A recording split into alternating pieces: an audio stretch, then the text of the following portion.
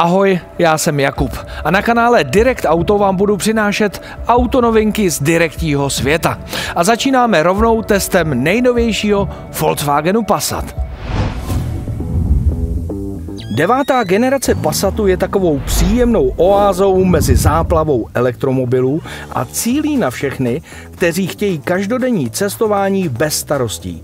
Umí plnit pracovní úkony, být rodinným autem i dálničním expresem na dlouhé vzdálenosti. Volkswagen u nového Passatu zvolil pouze jedinou variantu kombi a 9. generace se nám značně rozměrově zvětšila. Na délku se Passat prodloužil o 14,4 cm, v rozvoru narostl o 5 cm a šířka se zvětšila o 2 cm. Pouze výška se snížila, aby přispěla k lepšímu součinitelu odporu vzduchu, který má hodnotu 0,25. Rozměrová proměna by se tak nejvíce měla ukázat v prostornosti interiéru vozu. Když už máme pouze verzi variant, tak rovnou začněme u zavazadlového prostoru, který stejně každého nejvíce zajímá. Výrazně se zvětšil a má spoustu zajímavých vychytávek. Základní objem má hodnotu 690 litrů, což je o 40 litrů více než u předchozí generace. Maximální hodnota se zvedla o 140 litrů na výsledných 1962 litrů. Vy si ten zavazadlový prostor jednoduše zvětšíte tím, že položíte opěradla zadních sedadel, no a uděláte to i tady z kufru. Stačí zatáhnout jednu páčku v zavazadlovém prostoru.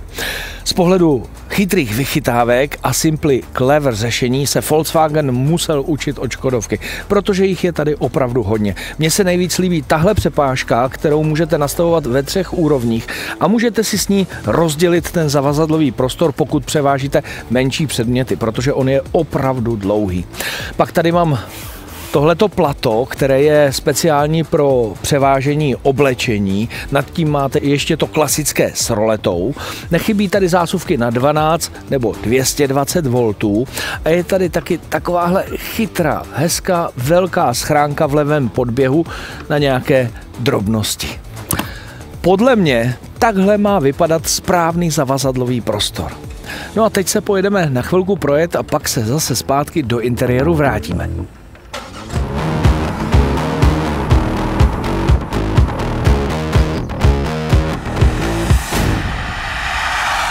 Velkou výhodou nového Passatu je rozmanitá nabídka pohonných jednotek. Tady si pořád můžete vybrat, jestli budete chtít benzínový motor, diesel, plug-in hybrid, mild hybrid, prostě to, co pro vás je nejzajímavější. Základ nabídky dneska tvoří mild hybridní čtyřválec, je to 1.5 ETSI, která má výkon 150 koní. Nad základní motorizací stojí potom 2 plug-in hybridy a oba využívají opět ten přeplňovaný čtyřválec o objemu 1,5 litru. Jeden má výkon 204 koní a ten druhý dokonce 272 koní, protože tam je ta 1.5 TSIčko už posilněná na nějakých 130 kW. Co je ale důležité, tak plug-in hybrid dostal výrazně větší baterku, která má kapacitu přes 19 kWh. No a to zaručuje, že byste teoreticky při klidné jízdě mohli na čistě elektrický pohon ujet víc než 100 km. Nicméně na to si musíme počkat, až tuhle motorizaci vyzkoušíme. Co je ale pro mě podstatné, tak máte k dispozici 2 dieselové motory. Ty vznětové pohonné jednotky mají vždycky objem 2 litrů a jeden má výkon 110 kW, tedy 150 koní, v tom právě jedu, a ten druhý je výkonnější, ten má k dispozici výkon 193 koní. No a pak jsou tady ještě 2 benzíny, opět přeplňované 2 litry, jeden má výkon zase 204 koní a druhý 265 koní. Všechny ty motory jsou kombinované s dvouspojkovou automatickou převodovkou DSG. Samozřejmě Passat nabízí i pohon všech 4 kol, ten ale dostanete pouze u těch nejvýkonnějších pohonných jednotek, tedy u nejvýkonnějšího dieselu a nejvýkonnějšího benzínu. Tohle je masakr. Já jsem prcek a mám jenom 175 cm, ale sem se v pohodě vejde i velká čára o velikosti 2 metrů. Je tady hodně místa, jak před koleny, tak ale i nad hlavou. A to tady mám ještě velké panoramatické okno s roletou.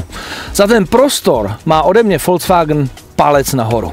Jo, a líbí se mi tady jedna boží věc. Tady je držák nápojů, ale Volkswagen využil i ten jeho kryt a udělal ho na odkládání mobilního telefonu. Takže když tady budete mít děti, můžete jim pustit film a ty se v klidu mohou dívat.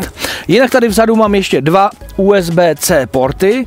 Když máte dobrou výbavu, tak můžete mít vyhřívání zadních sedadel, takovéhle hezké clonky bočních oken, no a do dveří se v pohodě vejdou velké flašky. Přední část interiéru nového Passatu může vyvolávat lehké kontroverze, protože ta přístrojová deska je víceméně digitální a také jenom dotyková. Na druhou stranu já s ním problém nemám, protože konečně infotainment je rychlý, intuitivní a jeho domovskou obrazovku si můžete poskládat podle svých potřeb. A to je zcela zásadní. Naopak jsem rád, že se na volant vrátila tlačítka.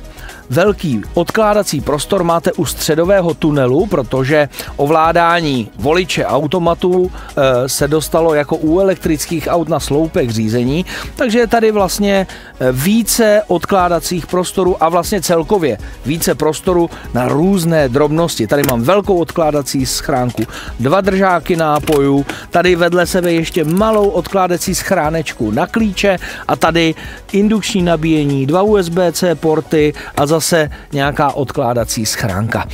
Líbí se mi ještě jedna věc a to, že tady máme ambientní osvětlení. Tam je velká škála barev a mně se líbí, že si ty barvy můžete přizpůsobit a večer se to velmi pěkně rozsvítí. My máme výbavu Airline a u ní musím pochválit dobré sedačky. Mají hezké boční vedení, integrovanou opěrku hlavy a kombinaci kůže, látka a takový ten semiš. To mám hodně rád a dobře se v nich sedí. Jinak celkově, když se rozhlédnu po Volkswagenu Passat, tak vidím dobré dílenské zpracování a výrazně lepší materiály než u předchozích generací. Pokud bych měl zmínit nějaký minus, tak je tady jeden jediný a to, že se díky novému voliči tady na sloupku řízení veškeré ovládací prvky dostaly do levé páčky. Nicméně ten, kdo jezdil třeba někdy s Mercedesem, tak ten už tohleto má dobře zažité. No ale teď už k mým dojmům z jízdy. Pokud vás nový Passat nepřesvědčil designem exteriéru a interiéru, tak to rozhodně udělá jízdou a pohonnou jednotkou, protože motor a podvozek jsou tady fakt hodně dobrý. Začnu tím motorem. Já sedím v té nejprodávanější variantě, tedy mám 2-litrový turbodiesel o výkonu 150 koní, mám tady 2spojkovou převodovku DSG 7stupňovou. No a tenhle motor udělal velký krok v kultivovanosti. Musím říct, že ten tradiční klapot slyšíte buď to pouze za studena, anebo když výrazně sešlápnete plynový pedál a hodně akcelerujete. Jinak je to absolutně tiché auto, když jedete takovou tou ustálenou rychlostí, tak je to radost v něm jezdit. Ten motor není vlastně vůbec slyšet a do interiéru se přenáší minimálně rázu. Navíc zde přichází ještě jedna velká výhoda a to je nízká spotřeba. Já se svým trošku svižnějším jízdním stylem mám spotřebu průměrnou kolem 6 litrů, 6,1, občas se dokážu dostat na 5,9. Ten, kdo bude úspornější jezdec a bude takový ten spořílek, tak se ale bez problému podle mě dostane na hranici 5 litrů na 100 km. No a pak je příjemné natankovat plnou nádrž, protože s tím Passatem v téhle kombinaci urazíte bez problému 800 až 900 km na jedno natankování. Další věc, která je u toho auta velmi povedená, tak to je podvozek. Já jsem měl možnost vyzkoušet i variantu Elegance a teď sedím ve verzi Airline. Ta se liší od Elegancu tím, že má sportovnější podvozek, který je nižší a mírně tuší. On je dobrý, když se chcete dobře a rychle svést v zatáčkách na okreskách. To auto velmi pěkně sedí, i přesto, že to je velký rodinný kombík, tak vás baví Passata řídit. Jediné, co vám trošičku může vadit, když se dostanete na výrazně nerovný povrch, tak cítíte příčné nerovnosti. V tomhle je verze Elegance o dost lepší. Ten podvozek skvěle filtruje nerovnosti a je takový podstatně houpavější a komfortnější. Zase se to auto daleko více naklání v zatáčkách a je to o tom, co se vám bude víc hodit. Ta jízda celkově v Passatu je velmi příjemná. Máte docela nízký posaz, cítíte se trošičku skoro jako ve sportovním autě. Cítím z té jízdy takovou velkou jistotu, vyspělost i vlastně dospělost. Passat opravdu zvládá různé jízdní situace a myslím si, že dokáže velmi dobře splnit tu úlohu jak rodinného auta, tak i toho manažerského, i přesto, že za sebou máte pořádně velký prostor.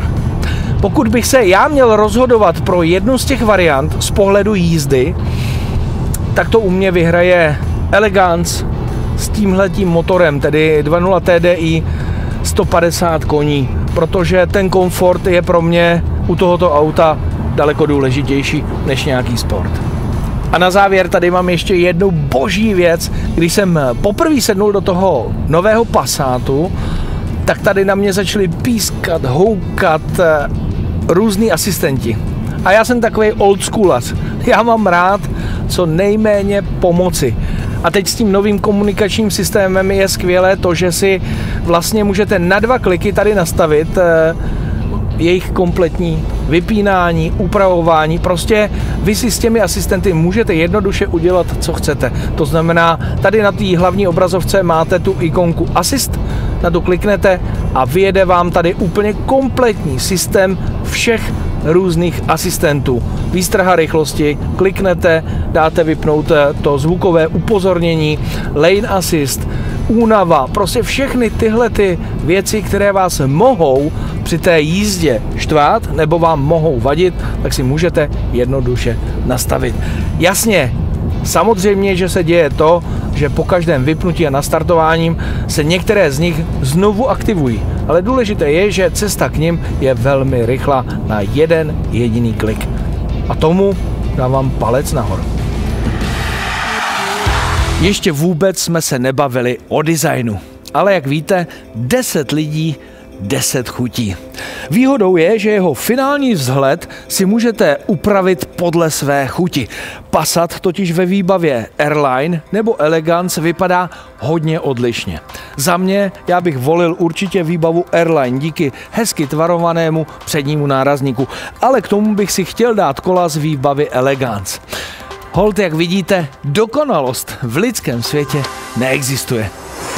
Volkswagen Passat je tady s námi neuvěřitelných 51 let a ani ve své 9. generaci neopustil svůj základní koncept dobrého rodinného vozu. Díky tomu, že nyní nabízí velké množství variant a možností, jak se ho můžete konfigurovat, tak si na začátku dobře rozmyslete, na co ho budete používat. Ona výbava ho totiž může velmi odlišit cenou, která začíná a startuje pod 1 000 000 korun.